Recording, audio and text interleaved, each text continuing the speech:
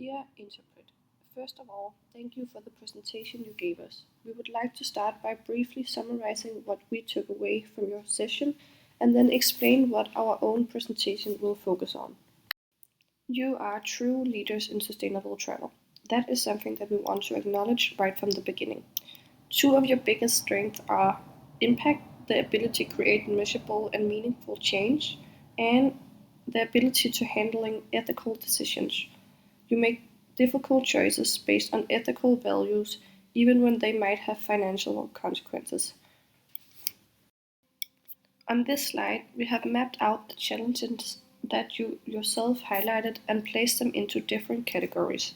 The green circles represent areas you are already addressing, but where we still see potential for improvement. The orange circles represent areas you're working on, but which we will not focus on today. And finally, the red circles represent challenges that are, in our view, largely outside of your control. This overview helps us to frame where we believe your strengths lie and where the main challenges remain. So, from this mapping, we believe the single biggest challenge you face is transport and CO2 emissions.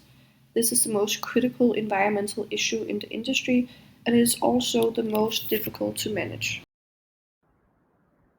So, from an intrepid standpoint today, we can look back and say you're doing great. But is it enough? It's a volatile world out there. It's uncertain, fast changing, and often hard to navigate. But that's not an excuse. It's the environment we grow in, adapt to, and ultimately learn to lead through. Because even when progress feels solid, the real test lies in confronting your biggest challenges. The ones that stretch your limits, question your comfort, and demand your courage. And that leads us to the next question. Well, your company is already the global leader in sustainable adventure travel. But the question we bring you today is simple. Can travel truly be sustainable? The tourism industry is under unprecedented pressure. Climate emergency, rising social inequality, and strict ESG regulations like CSRD and the European Union Green Deal mean CSR is no longer optional. For Intrepid, it is the foundation of a long term legitimacy and license to operate. Let us take a step back. In the 70s, Friedman declared that the social responsibility of business is to increase its profits. From this perspective, a company's duty to society is fulfilled simply by being profitable, obeying the law, and creating shareholder value. But as pressures from society and regulators grew, scholars like Carroll expanded this view with the CSR pyramid. Businesses also carry legal, ethical, and philanthropic responsibilities, not just economic ones. Then Elkington introduced the triple bottom line: people, planet, profit. Success is measured not only in financial terms but also in social and environmental impact. And this is where Intrepid becomes a fascinating case. As the world's largest adventure travel company, you are positioned right in the middle of this debate. Are you simply fulfilling shareholder duties, or are you providing that a travel company can deliver on all three pillars of the triple bottom line?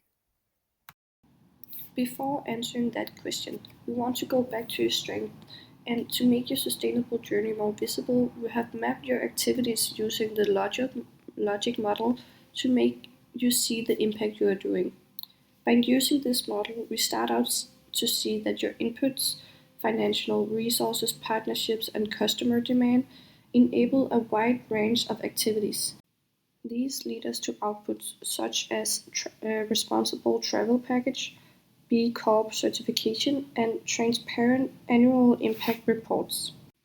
The outcomes include, for instance, more ethical travel experience and a trustworthy, sustainable reputation.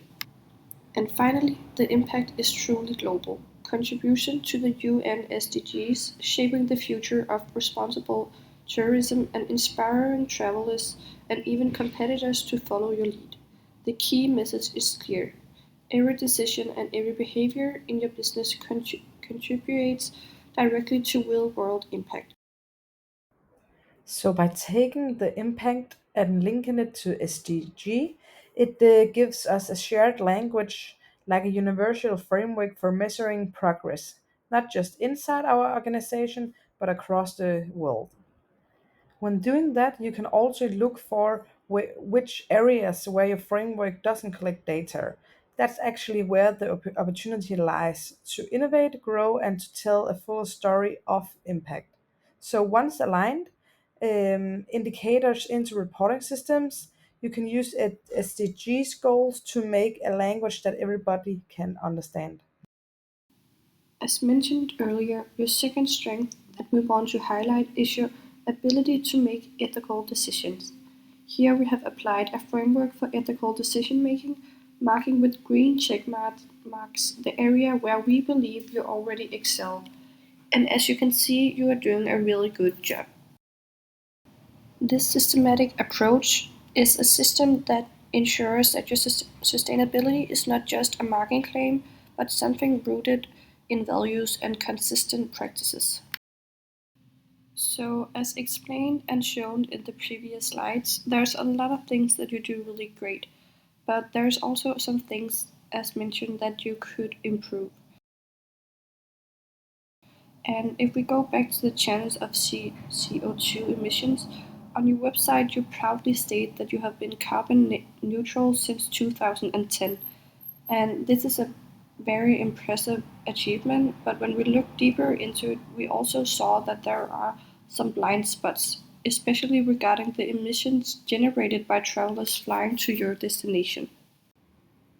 So, we decided to explain the consequences of that action from a more theoretical perspective by applying it to the framework The Road to Innovation to also analyze your approach to sustainability, as you see here on the slide. As you can see, there is 4 steps when thinking innovative for sustainability. From all of the stories that you have told us and also the argumentations that we have made throughout this presentation, we see that you are already working along this path. But in this specific situation, we have identified a challenge as step 2, the sustainable value chain. As mentioned earlier, your current supply chain does not account for the flights that bring customers to your destination.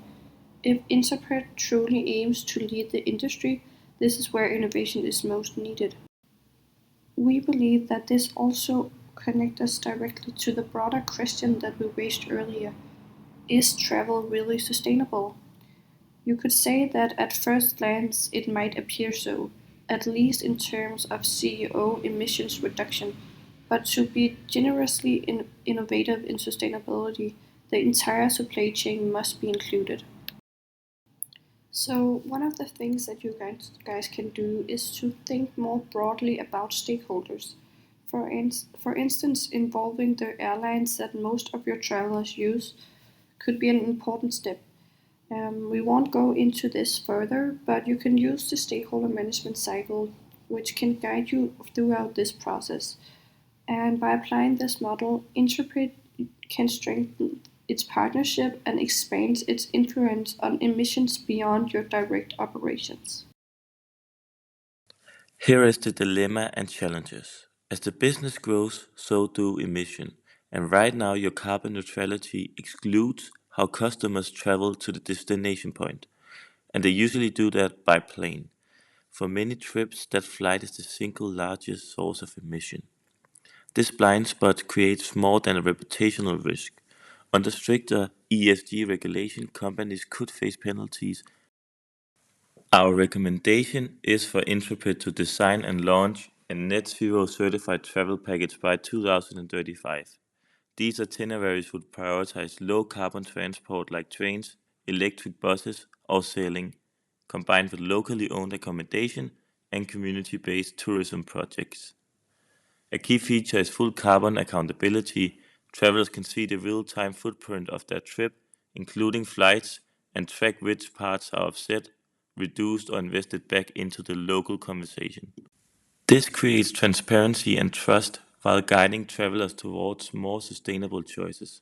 Over time, the product portfolio will shift further towards rail and bus accessible trips, especially in Europe and Asia, and even include pilot partnership with airlines on sustainable aviation fuels. By aligning reporting with frameworks like the Science Based Targets or UN CDGs, Intrepid avoids greenwashing and builds credibility.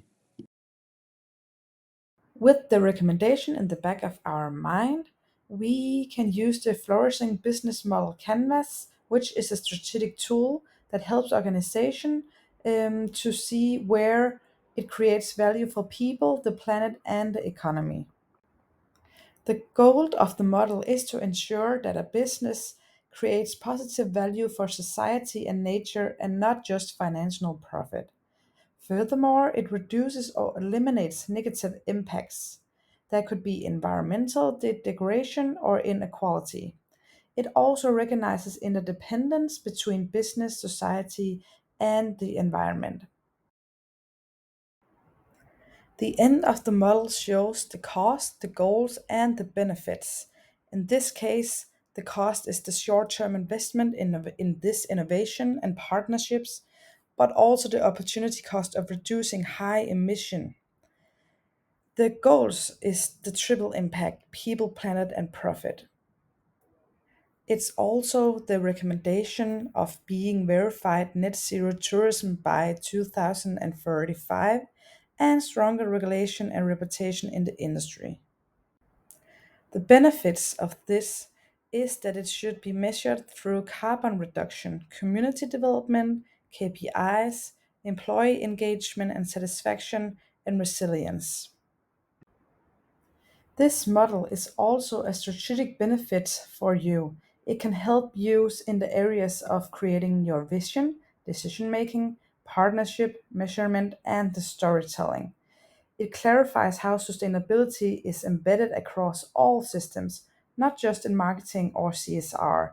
It can also encourage balanced choices that account for environmental and social trade offs. Highlights where new collaboration can amplify positive impact. And it provides a strong narrative structure for annual impact reports and investor communication. So it is our clear recommendation that you start using this flourishing business model canvas so you can move from being a sustainable company to a flourishing system leader and an organization that actually enables travelers, communities, and ecosystem to thrive together. And the impact will be clear. There will be a positive environmental impact where we will see major emission reduction and stronger biodiversity protection. There's also positive social impact where new jobs is created and more empowerment in local communities, especially for women and youth. There will also be positive economic impact where the company will be in a premium position in a competitive market and it will create stronger investor confidence. In short, net tourism itineraries make sustainability the heart of the travel.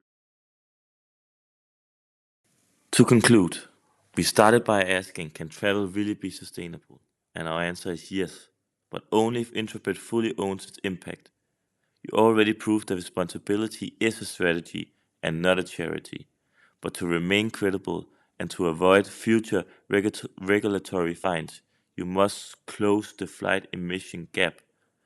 You need to start by educating travelers, expand carbon accounting, and gradually scale low carbon itineraries and airline partnerships.